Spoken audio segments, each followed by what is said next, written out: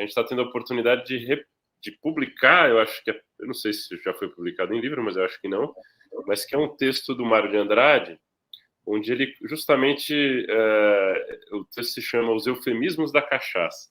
Ele foi publicado em jornal, e onde o Mário, ele vai partir justamente dessa pletora de nomeações, né, de denominações da cachaça, para entender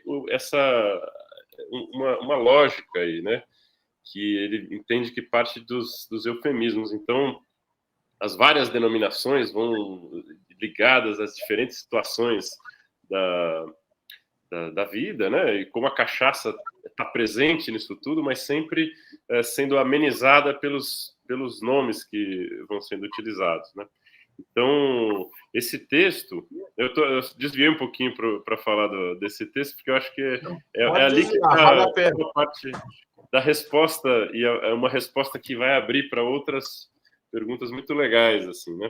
Esse texto, ele é um daqueles textos que são muito citados e muito pouco lidos, porque era de um acesso muito difícil, né?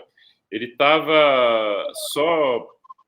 Enfim, um acesso possível, que é nas hemerotecas, né? Ou seja, uma vez que se digitalizaram, né, as hemerotecas, elas estão disponíveis, você consegue, fazendo uma busca, chegar lá e tal, tudo.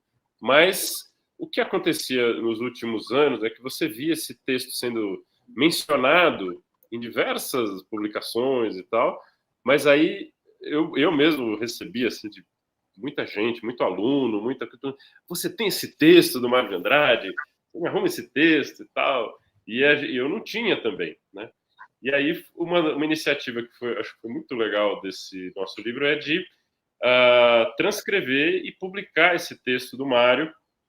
É um texto extremamente interessante que ele estabelece um diálogo, inclusive, acho que daí eu posso até devolver a palavra para a Joana, sem querer, não sei se o Haroldo quiser fazer o toque de bola no meio, mas assim, a Joana faz um texto sobre o Calazans, né, que é um dos autores com quem o Mário dialoga nesse texto. Então, nisso uma das coisas que acontecem nesse livro é retomar um pouco alguns marcos aí do estudo da cachaça, como cultura, como com o aspecto literário, o aspecto linguístico, né?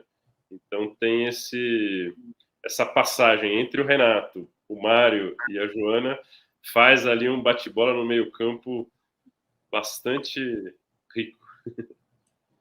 Joana, quer acrescentar? Eu quero, porque a ideia, e foi uma coisa, acho que não foi pensada, mas no final saiu melhor do que a gente imaginava, que é fazer com que os artigos do livro conversassem entre si. Então, ter o Mário lá e também ter outros historiadores, o Renato, a Rafaela Basso, o João Luiz Máximo, o Lucas, que estuda sobre o Mário, enfim, o Fabrício, que estuda sobre o Aldir Blanc, enfim, tem outros pesquisadores lá que, no final, o livro, né, o próprio Maurício que fala sobre o Guimarães, o livro traz parece que um artigo fala com o outro, e foi proposital, mas saiu melhor do que a gente queria encomendar, assim. Então, o Mário vem um pouco completar essa ideia mesmo de que as pessoas procuravam o texto do Mário sobre cachaça e não achavam, e a gente falou, bom, então vai estar no livro, quem quiser fazer uma pesquisa séria sobre cachaça, vai lá e pode usar o artigo que está no livro, que está ótimo, tem um lugar contemporâneo, que as pessoas podem achar, pesquisar, citar e tal. E, ao mesmo tempo, era um artigo fundamental para os historiadores e pesquisadores da cachaça. Então, e também, o Mário tem tanto esse aspecto de pesquisador, né, um pouco historiador das coisas, e também tem o Mário da literatura. Então, o Mário tá assim, como se fosse esse personagem central para os estudos da cachaça, assim, cujo texto, Os Eufemismos da Cachaça, é um pouco um um pontapé inicial para um monte de gente começar a pensar sobre cachaça e se voltar a ele. Então, é engraçado, o Mário também é um pouco essa personagem que permeia nosso livro de várias entradas diferentes e que entram nessa entrada história e literatura. Interessantíssimo. Assim. Então, o Mário, ele fala da cidade, fala do Beco da Cachaça, ao mesmo tempo que o João Luiz Máximo vai lá, que é um historiador também que tem um texto sobre os lugares da cachaça na cidade de São Paulo, o João Luiz vai lá e fala sobre o Beco da Cachaça na São Paulo, de um ponto de vista de um historiador moderno, contemporâneo, que fez pesquisa e achou os lugares da cachaça em São Paulo do século XIX. Então, o Mário cita, o João fala, então é legal esse diálogo, assim, eu fiquei bem feliz com isso, na verdade. Ou seja, tem uma conversa da cachaça aí em vários níveis,